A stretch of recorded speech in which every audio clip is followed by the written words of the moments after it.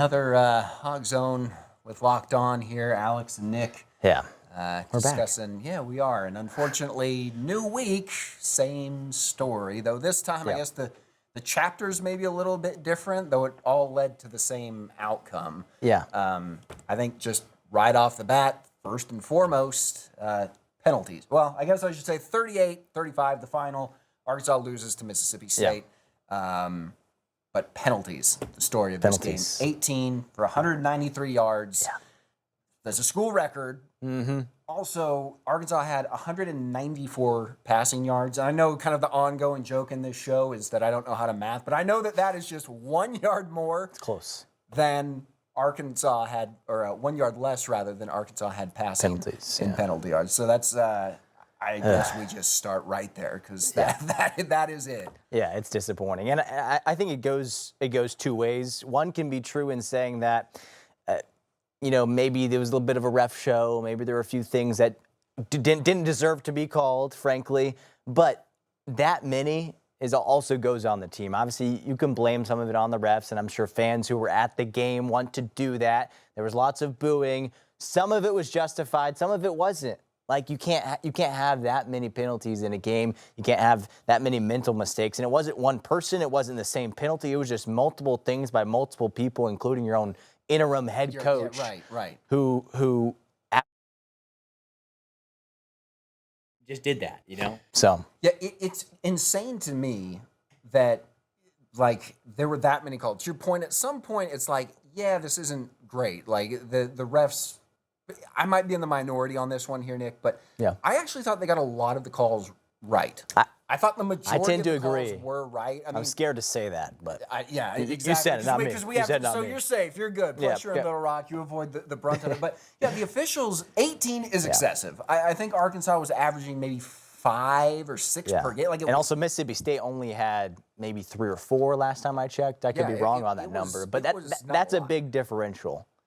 So that's concerning. But I think I agree with you in saying that most of them, when I was watching the game, I watched every single play just like you, most of them looked like that penalty was pretty accurate. Well, and it's easy to call for the refs, and the fans might not like it, when they're undisciplined penalties. Yeah. We saw, I believe it was maybe Quincy Rhodes threw the runner to the ground late on a play. Yeah. There was one where the runner was clearly out of bounds, and he was driven into the ground. So when you're looking at that as an official, you can't not call that when it's unnecessary roughness. Mm-hmm. You got to make that call. It's for the safety of the players. They preach about it. There was also a targeting penalty, which lowered his head, took out, I believe, it wasn't Larry Worth. It was someone in the secondary. It might have been Larry Worth or Isaiah. I can't remember exactly. One of the two, but a very integral piece to their coverage on the back end. Gone because of targeting. Again, I understand you have to call that. I think the fact that you get ejected for a targeting call is a little bit excessive, but I don't have time to get on that. At least they can still stay on the field. It used to be you get ejected and you had to leave. Locker room, go to the watch locker on room. TV like everybody else at home. But I think that's. I'm going to digress from that because I could get on a roll with that. But the penalty yards obviously didn't lose Arkansas the game. They still had to play. They still had plenty of opportunities to make something happen, and they just didn't. And I think that's the biggest problem is sometimes you need to rise to the occasion. But one more thing I did want to touch on here in regards to the penalties, as you sort of mentioned, you got a 15-yarder on Bobby Petrino. Yeah. I'm not trying to be in the business of speculation, but after last week, you could generously say that Petrino was on thin ice for the job. Yeah. I don't know that you can consider him after what happened today. It just shows undisciplined football, and that's not the type of person and team output you want to see. Yeah, even if they had 0 penalties to lose all of these games, and I know what he's had to take over is very difficult. That's a really tough thing to do, but you have to win games if you want to continue being the head coach. That's why Sam Pittman is no longer the head coach, because he didn't win enough games. That was point blank a big reason why people or head coaches shouldn't have jobs. If you don't win the games, if you don't perform well at your job, then maybe you shouldn't be in your job. So Petrino can be an offensive mastermind. He can be a great play caller. But unfortunately, if you don't win the games, then there's not a lot of validity to that person, Petrino, staying and being the next head coach when you can go out and get someone else. And I know that's becoming more competitive as other teams fire their coaches. But I still think Arkansas has a shot to go out and get somebody who is probably better than Petrino and maybe has more excitement, maybe some more youthfulness to him to come in and just change this program and get it back to, well, frankly, when it was with Petrino. Yeah, right. But it needs to be someone else probably at this point. Well, and I know that under normal circumstances, this is kind of an asinine comparison to make Arkansas to the New England Patriots. But hear me out here. The reason I'm comparing them is New England had the dynasty and the run that they did because they played disciplined football. Do your job, do it properly, don't have stupid penalties, and you tend to succeed. The reason why I'm making that comparison is you can't have somebody that, I'm not saying Bobby Petrino allows those penalties to happen, but you have to have somebody to keep that team in line to where they're playing disciplined football. Yeah. And we did not see a disciplined football team today. Now, I would say that Petrino's first game as interim head coach, they played pretty darn good. And then in the second game, I think we saw a little bit of a decrease, but it was still good. You kind of see some cracks. And then today it just completely fell apart. Granted, probably an anomaly in the grand scheme of things. Yeah. But success comes from discipline, and an undisciplined team, putting that showing on film, that is not how you lock down the head coaching job, as you said. Yeah, and another thing with Petrino, and not to be too mean to him, but in the post-game press conference, when he's asked multiple times about penalties, he's obviously very careful to what he says. He doesn't want to get fined by the SEC. So I understand that he doesn't want to say, "Hey, those refs screwed us in the game." Like that was, he's not going to say that. He did the good things of kind of the things that he said, but I never heard him say there was a lot of mental errors on us, or that was our fault for these penalties. It seemed like, he said what he needed to say without getting fined, but basically he didn't, and maybe he shouldn't be blaming his own team, but it didn't really seem like he took responsibility, except he did say for one of those penalties, he said that was my fault. I think it was an illegal procedure or something like that. But for a lot of the penalties and a lot of what he talked about with penalties in the press conference, he didn't say, hey, that's on us, like we need to grow. It was him kind of hinting at, hey, the officials need to do better without really saying that. Which, I mean, it's sort of sad that that's how you have to do. You have to kind of step on eggshells. Yeah. Officials should be held accountable. I get that you can't have the coaches coming out there and putting them full on blast, even if they have the receipts. But you should be able to say, hey, look, we did some things wrong. Yeah. Yes. But come on, some of those were ticky-tacky, and they were. In reality, 13 calls were probably correct. Right. 5 missed. Yeah. Which, the fact that you have 5 missed calls and you still had 13 penalties against you is absolutely insane as a stat line. Yeah, that's still bad to have that many penalties, obviously. But we have spent a ton of time here harping on the negative and the penalties. And that is the major story from this game. Yeah. I will say, it may not look it from the 38-35 final score, but I think we are continuing to see the Arkansas defense play better. I felt like they actually had a solid game today. Yeah, if there was any positive, it is definitely the Arkansas defense. It's kind of like they kept Arkansas in the game until the end, and then they kind of lost Arkansas the game. If you want to blame it on anything, in the end, it was a couple missed tackles here or there, a couple silly penalties here or there that lost Arkansas the game. But the Arkansas defense was also the reason that they were in the game, and they also showed. showed. You say that this year, did you? Yeah, no, not at all. And not to say the offense didn't play good. Like it wasn't as imbalanced as far as offensive, defensive effort and enthusiasm and energy and playmaking skills that we've seen in the past. It was pretty balanced.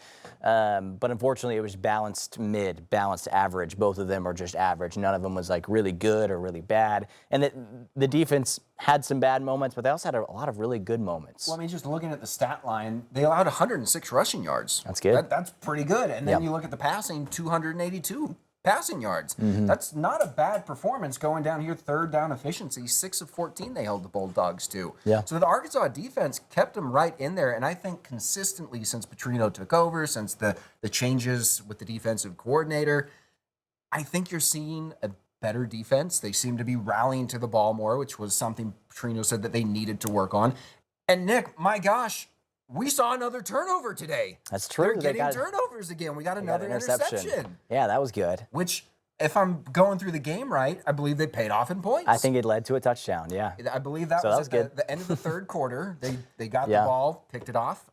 Young took it down. Yeah, Jordan Young. Jordan Young made the interception. Yep. Arkansas ran the clock down in the third quarter, then punched it in early in the fourth quarter to take a 2-score lead, and then everything fell apart. But up to that point, pretty good. They did so many right things. That's why when it ended and Arkansas lost, it was like, okay, am I surprised that Arkansas lost another 1-score game? No. But it's just another gut punch. And after you get punched in the gut enough times, then your gut's already just like caved in, so you're just used to it, I think. It just hurts. No, I mean, the ache, maybe it's not that the pain goes away, it's just you're used to the pain. You're used to it, yeah. And it's just, I mean, that's kind of the my life, perfect way. Look, man, you're not alone. I grew up here, you know. I've the same way. Yeah, I know fans definitely feel that way. And I think they're ready just to move on and for this season to be in the past and for us to stop talking about it. Well, we hate but I mean, we have to. It's our job. It is our job. And the thing is, too, you don't want to play the what-if game, but, I mean, you just you go back to week 3. They were driving down to beat Ole Miss. I was thinking about that today, too. Then the next week, you know, maybe you have confidence from that win knocking off a ranked team. Then you go on to beat Memphis. You're now 4-0. I think the Notre Dame game was probably an inevitability. I don't think they were going to lose that bad if they were 4-0. Yeah. But I think that's probably inevitable. But just the way the season has gone, they go toe-to-toe with Texas A&M. Maybe they overcome them with the confidence from the early season. It's just a few plays here and there could have made all the difference in this season. But instead, we're sitting at 2-7 out of bowl eligibility. But football's a game of inches. It really is crazy to think about. And that's just not this season. That's been, you know, I know Sam Pittman's not here anymore. He's enjoying himself in Hot Springs, I hope. But that's the story of Sam Pittman as the head coach, is losing these close games, is having some teams that are pretty good, and you get excited for these big games, and you just don't win them. And I think the biggest issue why it seems like there should be more negative talk about where this program, where this team is at, is because the last 2 weeks, you haven't lost to like really good teams. Right. You've lost to 2 of the bottom feeder teams in the SEC. You gave Mississippi State their first conference win in like 2 years. And Auburn. In a year, I think. But, yeah. Look, I think we've given them plenty to think about here. So we're going to go ahead and head to a commercial break. Let you guys chew and mull over everything we just went over. We'll be back on the other side. We'll talk about the 38-35 loss.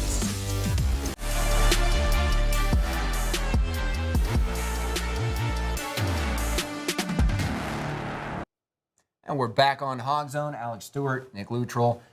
38-35 loss. Arkansas falls to Mississippi State on homecoming. Arkansas falls to 2-7 on the year. Arkansas drops to 0-5 in SEC play.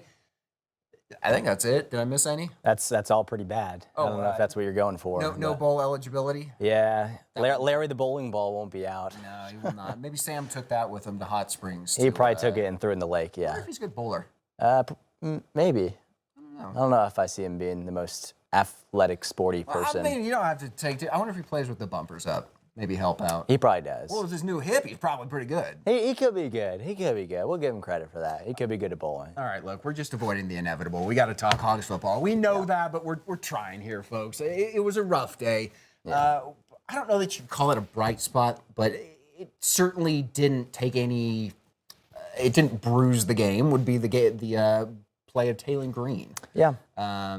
It wasn't spectacular. Wasn't the best Taylor Green we've seen. Wasn't the worst Taylor Green we've seen. I think he got that out of the way last week with the fourth quarter he put together there. So, Taylon, where are we standing on him here with a couple games left to go in his final season on the Hill? Yeah, just because of what happened last week, I think it's a little bit more on the positive side because of how terrible he was, especially in the fourth quarter. That's why, you know, as I was kind of preparing for this game and thinking about this game, I felt like Taylor Green was going to have a bounce-back game because it was just, you know, he didn't have a great game against Auburn, but he just had a really bad quarter. And I think people took that quarter and just said, he's not going to be good the rest of the year. So I wasn't ready to give up on him and just move on to KJ Jackson, even though that could be the future. I think Taylor Green showed improvement from last week. Maybe he was a little bit healthier. Now he might not be. Maybe we'll get to that. But I think he ran the ball a lot better. That was the big thing with him last week, was he wasn't running the ball as much as he normally was. And I think it took him a second in this game. I think the first quarter was a little shaky.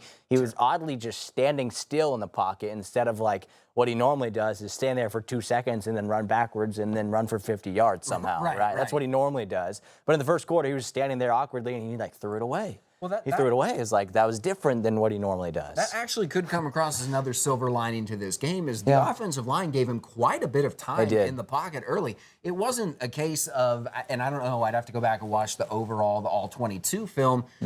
It might have been coverage sacks. I don't know if he was a little gun-shy after the fourth quarter that he put together in the last game, but he had plenty of time to start the game. Throughout the course of their play, I think that started to deteriorate, and then by the fourth quarter, he was getting sacked. But something that I did want to touch on that you brought up was Taylor in the fourth quarter seemed a little bit lost again today, and I wonder if he was seeing ghosts from last week and his fourth quarter performance, and so he didn't want to let it rip. But, I mean, at some point, when they were down 38-35, they had about 48 seconds left in the ball game.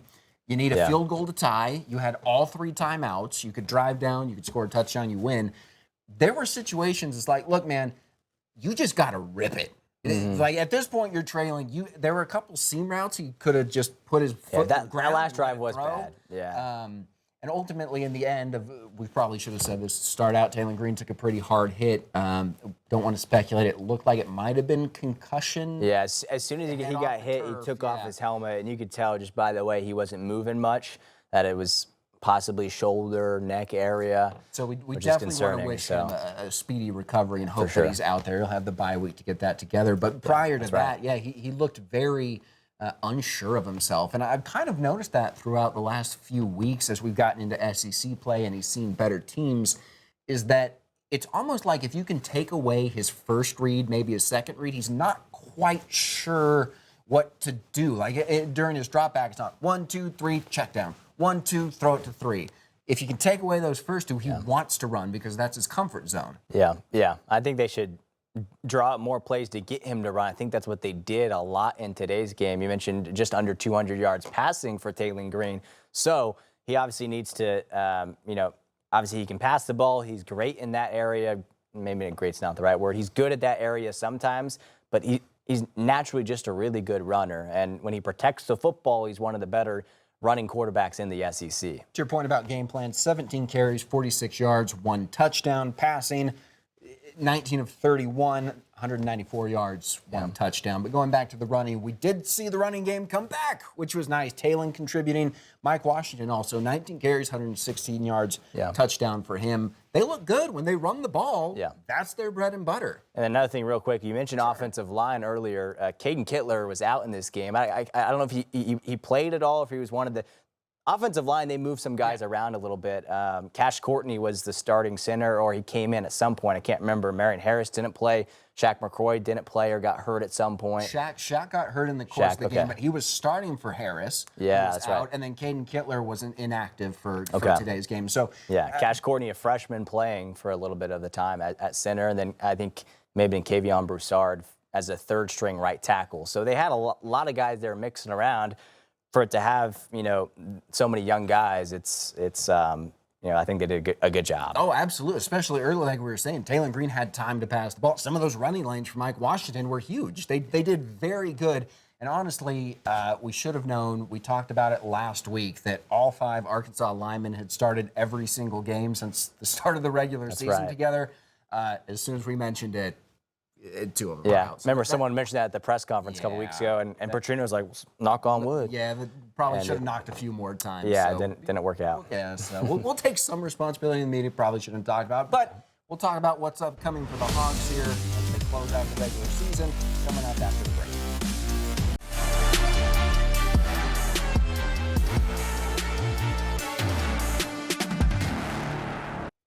Welcome back into Hog Zone with Locked On. Alex Stewart, Nick Luttrell. Look, I already went through the list of atrocities that happened because of today's loss. Forget about it. So we'll skip over that. It's on to next week. We'll flush it, move on to next week, as the old adage says. Luckily, next week, a bye. So everybody, no, I'm just kidding. So bye week, get healthy, get recovered. Taylor Green hopefully back. After that, though, oh boy, these last 3, not the 3 you want to end on to try and make your season feel good there at the end. You're on the road at LSU, one of the toughest places to play, with a team that has a lot to prove after firing Brian Kelly. Then it's on the road to number 20, Texas, who just had a huge win today over Vanderbilt. Yeah, and then you wrap up in a rivalry game, which, as we know, all manner of crazy things can happen against number 19, Missouri. I don't know that I see a win in there. I before might have said they caught Texas. Texas having a down year, but they seem to have, if today's any indicator, found their footing. Yeah, I think Texas will they got up for this game against Vanderbilt because there's been a lot of talk about Vanderbilt and Diego Pavia and them being really good this season. Texas was like, okay, let's settle that down. Let's win this game. Let's take care of business against the Commodores. That's what they did. I don't know if they'll respect Arkansas, but they're going to respect them enough because they know this game means something. And I know it's probably more of a rivalry to Arkansas fans than it is to Texas fans. But in that game, I think because of that rivalry element to it, I think that Texas will be ready to go. And even, I'm sure it'll be a close loss for Arkansas. Well, they all are. They all are. But LSU, that's the one that's next on the docket. Yeah. Team playing to prove that they are that good. I feel like a lot of times when you let a coach go, the team tends to come out pretty fired up the next week. And we just saw that with Arkansas. Yeah, for a couple games. The result that they wanted.